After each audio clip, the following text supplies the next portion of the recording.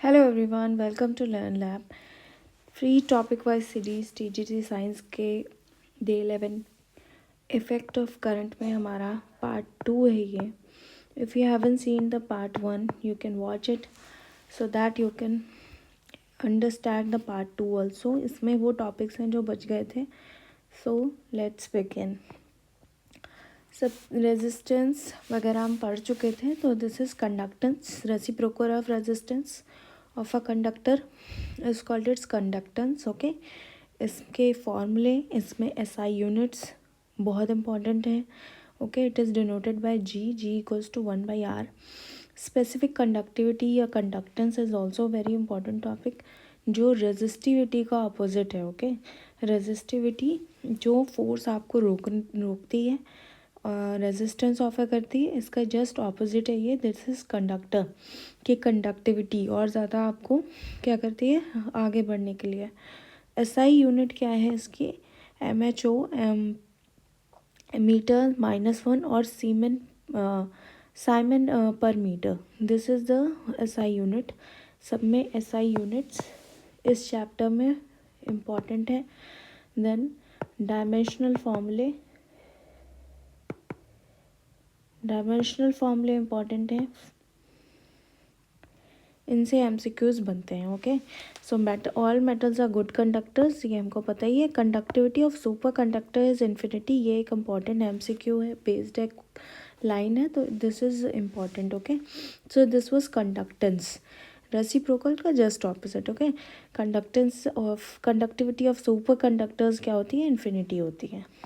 Then electric circuit हम पढ़ चुके हैं पिछली क्लासेस में भी, 10th में भी। दिस इज़ इलेक्ट्रिक सर्किट, जिसमें एमीटर होता है, बल्ब होता है, आपका की होती है closed and open, then battery या सेल, सबके सिंबल्स। वैसे ये बहुत बेसिक है, तो सिंबल्स यू मस्ट नो, है ना। सिंबल्स वैसे ज़्यादा कुछ पूछा नहीं जाएगा इसमें। Switch makes a conducting link between the cell and the bulb. Okay, switch से हम ओपन या क्लोज करते हैं क्विक। की और या स्विच सेम चीज़ है। Okay, continuous and close path of electric circuit current जो होता है वो क्या होता है? Electric current. Electric path of electric circuit होगा ये, ठीक है। इलेक्ट्रिक सर्किट में कंटिन्यूस या क्लोज पाथ जो होता है उसमें इलेक्ट्रिक करंट फ्लो करता है। Electric current is expressed by amount of charge flowing through a particular area in unit time. एक पर्टिकुलर टाइम में कितना चार्ज फ्लो कर रहा है पूरे सर्किट में, that is electric current. Okay, ये हम पिछली क्लास में भी पढ़ चुके हैं। तो this is electric circuit is the direction of electric current. ठीक, जो इलेक्ट्रिक करंट की या इलेक्ट्रॉन्स की फ्लो करने की डायरेक्शन होगी वही जो इलेक्ट्रिक सर्किट की होगी।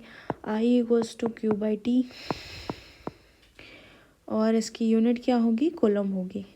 ओके, और जो करंट है आपका उसकी यूनिट होगी SI, एम्पियर होगी। ओके, क्विक रिव्यू कर लेते हैं, पूरा अपना देख लेते हैं पिछली क्लासेस में भी जो हमने पढ़ा है। पोटेंशियल डिफरेंस बिटवीन 2 पॉइंट्स क्या होगा?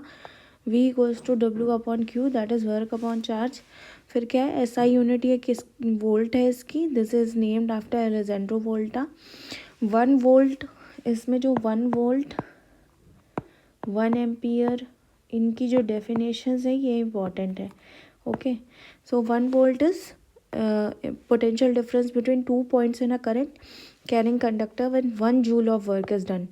तो जब to move a charge of 1 coulomb क्या होता है? 1 वोल्ट या 1 एम्पियर तभी होगा जब यूनिट चार्ज या यूनिट वर्क जो है वो कर रहा है पूरे में। ओके, जब हर क्वांटिटी 1 यूनिट हमने ली है, तो 1 volt equals to 1 joule per coulomb. Okay, it is measured by voltmeter, ammeter voltmeter दोनों पता होने चाहिए। Okay, electric charge equals to I equals to Q/T, इसकी यूनिट है कूलम, और it is measured in ampere and measured by instrument called ammeter. Okay, ohm's law, potential difference V है आपका across the end of given metallic wire in electric circuit is directly proportional to current flowing. जो V है उस directly proportional है I, V equals to IR। ठीक है, this is ohm's law. इसका graph इस तरीके का बनेगा, जो स्ट्रेट लाइन एंड जो पिछले क्लास में भी हमने पढ़ा था, जो नॉन ओहमिक और ओहमिक होते हैं रजिस्टर्स, ओहमिक जो फॉलो करते हैं, ओके, इस तरीके से कुछ बनेगा, और जो नॉन ओहमिक है उनमें इस तरीके से कुछ बनेगा इनका ग्राफ, ओके।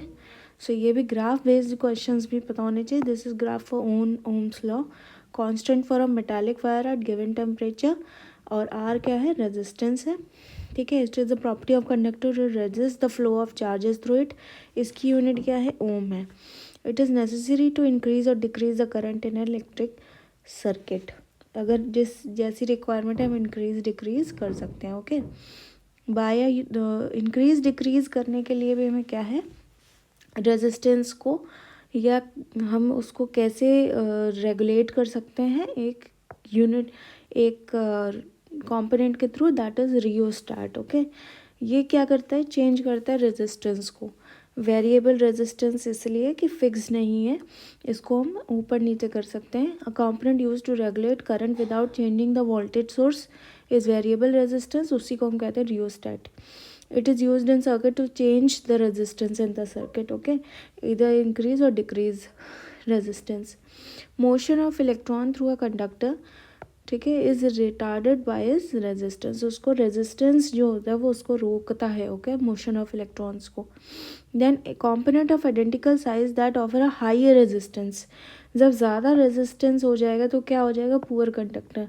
जितना कम रेजिस्टेंस वो ऑफर करेगा वो क्या होगा, गुड कंडक्टर होगा, ओके। और जब लो रेजिस्टेंस है तो क्या होगा, गुड कंडक्टर होगा। Insulator of same size even higher resistance, insulator में क्या होगा, बहुत ज़्यादा हायर रेजिस्टेंस होगा, इसलिए वो फ्लो ही नहीं कर पाएंगे और कंडक्ट नहीं कर पाएंगे इलेक्ट्रिसिटी, ओके। लेकिन इसमें कंडक्टर में क्या होगा कि इसमें रेजिस्टेंस तो होगा लेकिन बहुत ज़्यादा नहीं होगा, इस वजह से ये गुड कंडक्टर्स या बन जाएंगे, ओके। तो रेजिस्टेंस जो है किन चीज़ों पर डिपेंड करता है, लेंथ पर डिपेंड करता है, एरिया पर डिपेंड करता है, और नेचर ऑफ इट्स मटेरियल, कि किस चीज़ का मटेरियल है, जैसे वायर किस चीज़ की है उस पर भी डिपेंड करेगा, और ये टेम्परेचर पर भी डिपेंड करेगा, ओके। सो ये एमसीक्यू बेस्ड क्वेश्चन में इस तरीके के बन सकते हैं कि किस किस पर वो डिपेंड करेगा या किसके प्रोपोर्शनल है। सपोज हमने जैसे ये रिलेशन है यहाँ पर, R is directly proportional to length, then R is inversely proportional to area, दोनों को हमने कंबाइन किया, that is R is directly proportional to L upon A। इसकी SI यूनिट होती है ओम मीटर, ओके। इसमें जब रो ऐड हो गया, जैसे प्रोपोर्शनलिटी कांस्टेंट हटा दो, ये क्या होती है, इलेक्ट्रिकल रेजिस्टिविटी होती है मटेरियल की, ठीक है। अब इसमें किस टाइप के क्वेश्चन बनेंगे, जैसे अब पूछेगा वो कि रेजिस्टेंस को हमने 2 टाइम्स कर दिया, तो एरिया क्या होगा, एरिया क्या होगा, पहले तो डिक्रीज होगा और क्या होगा, 2 टाइम्स डिक्रीज होगा, ठीक है।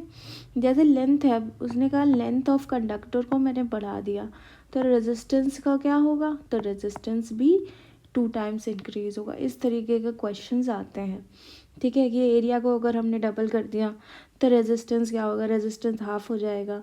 इस तरीके के एमसीक्यूज आते हैं questions, okay. Then property of material पर भी डिपेंड करता है रेजिस्टेंस, और जैसे मेटल्स और लड़ाई हैं वो उनकी लो रेजिस्टिविटी रहती है, ये उसकी रेंज रहती है, ये रेंज भी पता होनी चाहिए, okay. These are good conductors of electricity, ठीक। अब इंसुलेटर जो है रबर और ग्लास, ये क्या करेंगे, इनमें ज़्यादा रेजिस्टिविटी होगी, तो इनमें देखो पॉजिटिव पावर है, कितनी ज़्यादा रेजिस्टिविटी है, तो इनमें इलेक्ट्रॉन फ्लो कर ही नहीं पाएगा, तो ये क्या होंगे, इंसुलेटर्स है। इसीलिए बोथ रेजिस्टेंस एंड रेजिस्टिविटी दोनों जो है टेम्परेचर पर वेरी करते हैं, डिपेंड करते हैं टेम्परेचर पर, ओके। अगर हम रेजिस्टर्स हैं जैसे, ठीक है, पिछली क्लास में भी पूछा था, तो ये ऐसे रेजिस्टर्स होते हैं, इनको हम ऐसे सीरीज में जब कनेक्ट करते हैं एंड टू एंड, ठीक है, ऐसे R1 R2 R2 R3, ये क्या है, सीरीज में कनेक्टेड है, एंड टू एंड कनेक्टेड है, ठीक। तब ये क्या है, ये सीरीज में है, ठीक। इसमें करंट होता है सेम एवरीवेयर, और जब ये यही जो है हम इस तरीके से कनेक्ट करते हैं,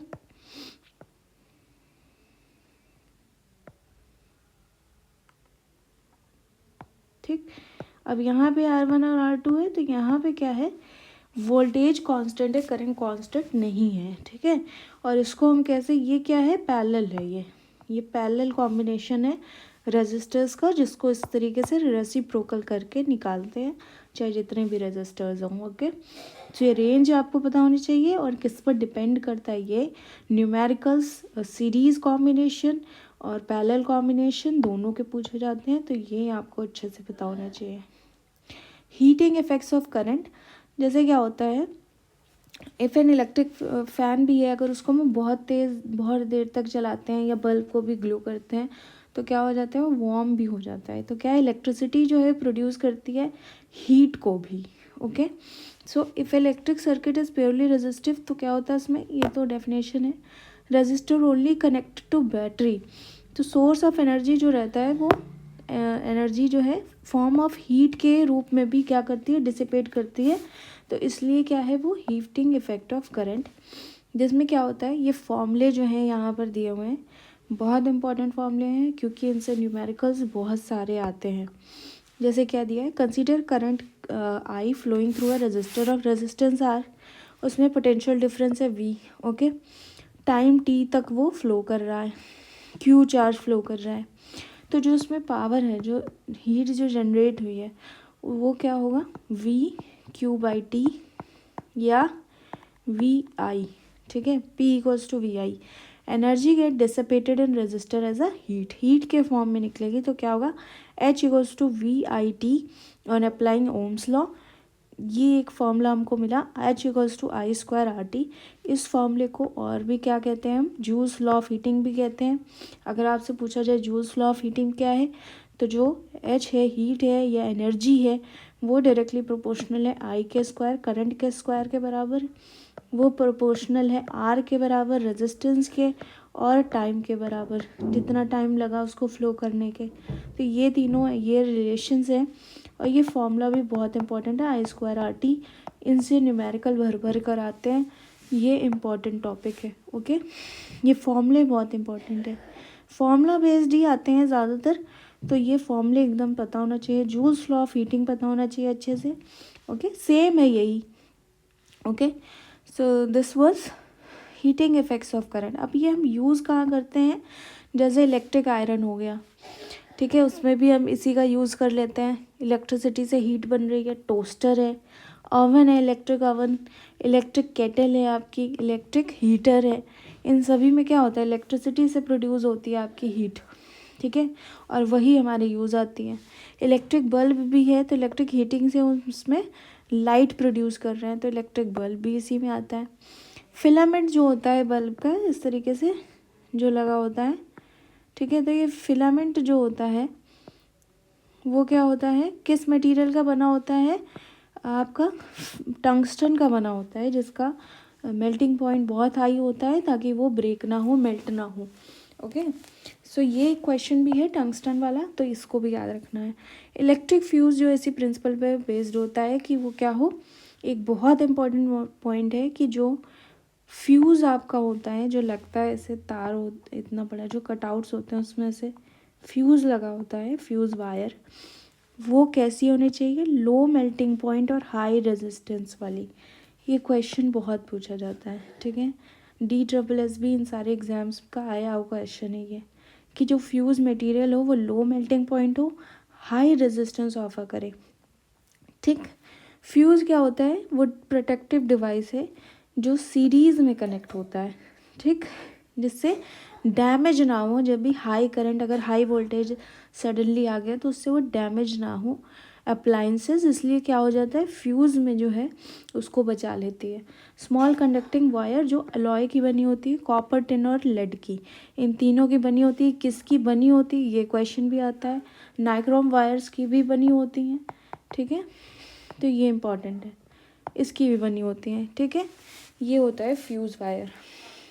फ्यूज़ जो है इस तरीके के आते हैं, 2 एम्पियर, 5 एम्पियर, 10 एम्पियर, जैसे हमारे यूज़ है वैसा आता है। इलेक्ट्रिक पावर, ठीक है, जैसे हमारे घर में जो बिजली आती है, पावर आती है, जितनी हम कंज्यूम करते हैं उतने का हम रेट देते हैं। वही क्या होती है, इलेक्ट्रिक पावर, जो कंजम्पशन हमारा बताती है एनर्जी का, कितने हमने वॉट हमने कंज्यूम किया। ओके, सो इसका फॉर्मूले क्या है, फॉर्मूला यहाँ पे भी बहुत इंपॉर्टेंट है और इससे न्यूमेरिकल बहुत आते हैं। Okay, so P equals to V I, P, फिर अगर इसी को हम ओम्स लॉ लगाकर इसमें आई स्क्वायर आर के टर्म्स में निकालेंगे तो P equals to I square R, या अगर जब वोल्टेज और रेजिस्टेंस दिया है तो वी स्क्वायर बाई आर। तीन फॉर्मूले हैं यहाँ पर, P equals to V I, then P equals to I square R, P equals to V square by R. अब क्वेश्चन में जो गिवन होगा उस हिसाब से फॉर्मूला आप यूज़ करेंगे। ओके, सो इसकी एसआई यूनिट क्या है, वॉट है। 1 हॉर्स पावर 746 वॉट्स के बराबर होता है। ठीक, लार्जर यूनिट इसकी क्या है, किलो वॉट्स है, किलो वॉट में 1000 वॉट्स होते हैं। कमर्शियल यूनिट जो होती है वो होती है किलो वॉट आर, प्रति घंटा आपने कितने किलो वॉट यूज़ किया एनर्जी। ठीक है, ये तो क्या है यहाँ पर 3.6 इंटू 10⁻6 जूल, ये इसकी वैल्यू होती है 1 किलो वॉट आवर की। ये वैल्यू भी आपको याद होनी चाहिए। ओके, देन किरचॉफ्स लॉ है जो थोड़े इम्पॉर्टेंट है इसमें, ये आपके सिलेबस में तो मेंशन नहीं है लेकिन एमसीक्यू जो पिछले आते हैं पीवाईक्यू वगैरह उनमें ये इम्पॉर्टेंट है। ये टीजीटी साइंस के वेरियस एग्ज़ाम्स में आया हुआ टॉपिक है, तो ये एक एक्स्ट्रा टॉपिक है इस चैप्टर का। ओके, इसमें क्या होता है कि अगर सर्किट में, जो इलेक्ट्रिक सर्किट है हमारा, उसमें जितना भी sum of currents at any junction, दस पहला लॉ है, दो लॉ है इसमें। ठीक है, तो पहला लॉ क्या है, सम ऑफ करंट्स जो है एंटरिंग, जितने एंटर करेगा करंट उतना ही क्या करेगा, वो किसके बराबर होगा, सम ऑफ लीविंग करंट्स, दोनों क्या होंगे, इक्वल होंगे। Okay, sum of entering the currents और सम ऑफ लीविंग करंट दोनों इक्वल होंगे। इसको हम कहते हैं करंट लॉ, करंट लॉ भी बोलते हैं इसको। ओवरऑल जो करंट रहेगा वो क्या रहेगा, ज़ीरो रहेगा। ठीक है, इसमें जब नंबर ऑफ रजिस्टर्स और सेल्स इंटरकनेक्टेड होते हैं तब जो है हम इस तरीके से निकालते हैं। सेकेंड लॉ इनका है वोल्टेज लॉ, जिसमें sum of changes in potential around any close loop involving cell and resistors, तो लूप क्या होगा, ज़ीरो होगा। ठीक है, इसमें क्या है, वोल्टेज जो है आपका वो जो है sum of changes is around any close loop, वो क्या रहेगा, ज़ीरो रहेगा। जब आपका पोटेंशियल डिफरेंस जो है या पोटेंशियल जो एक सर्किट में जो ओवरऑल वो क्या रहेगा, ज़ीरो रहेगा। ठीक है, ये दो लॉज हैं इसमें। देन व्हीटस्टोन ब्रिज एक इम्पॉर्टेंट टॉपिक है जो आपके 10th क्लास में तो नहीं है मेंशन, लेकिन 11th की बुक्स में है ये, और ये एक इम्पॉर्टेंट टॉपिक है, इससे बेस्ड न्यूमेरिकल्स आते हैं। ओके, ये किरचॉफ्स लॉ पर ही बेस है। जी, ये गैल्वेनोमीटर है आपका। ठीक है, जो अननोन रेजिस्टेंस को हम इससे फाउंड करते हैं व्हीटस्टोन ब्रिज से। गैल्वेनोमीटर क्या होता है, ये डिवाइस है जिससे स्मॉल इलेक्ट्रिक करंट्स को हम डिटेक्ट करते हैं। ठीक है, एम मीटर है,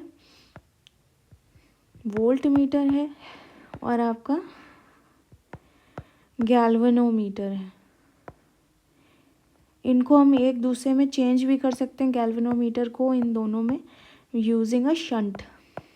ठीक है, गैल्वेनोमीटर क्या है, जो स्मॉल जो करंट है उसको डिटेक्ट करती है, जो 10⁻⁻6 एम्पियर तक ही ये मेजर कर सकता है। ओके, सो इसमें क्या है, बैलेंस्ड कंडीशन क्या होती है रेजिस्टेंस की, R2/R1 इक्वल्स टू R4/R3। ये रेशियो में इस तरीके से रहेंगे, कोई एक वन अननोन आपको दे दिया जाएगा x, तो उसको आप निकालेंगे। जैसे ये इसको अननोन कर दिया तो बाकी आप इस रेशियो से निकालेंगे।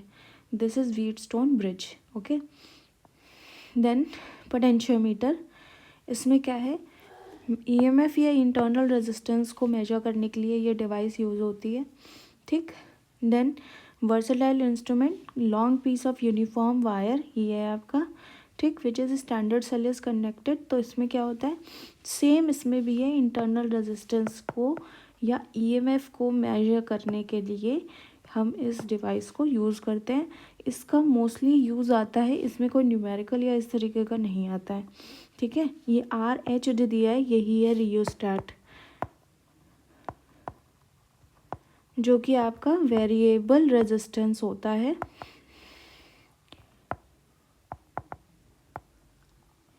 कभी कभी ऐसे है, वैसे है नहीं इस लेवल का, पर इस तरीके के पिक्चर देखकर भी पूछ सकते हैं कि कौन सी डिवाइस है। वैसे ये काफ़ी बेसिक लेवल है। TGT साइंस में आपका चाहे सिलेबस आपका दिया हो 10th लेवल का, पर कुछ क्वेश्चन 11th-12th लेवल के भी रहेंगे। ऐसा नहीं है कि सिर्फ आपका 10th तक ही पूछा जाएगा। सिलेबस में मेंशन होता है, जैसे PGT है, PGT में मेंशन तो 11th-12th ही होता है, लेकिन उसका लेवल जो होता है वो थोड़ा अप होता है, टिल ग्रेजुएशन होता है, ठीक है। तो दिस वाज इलेक्ट्रिक करंट, ठीक है। अब इस टॉपिक पे और कोई चीज़ बाकी नहीं है।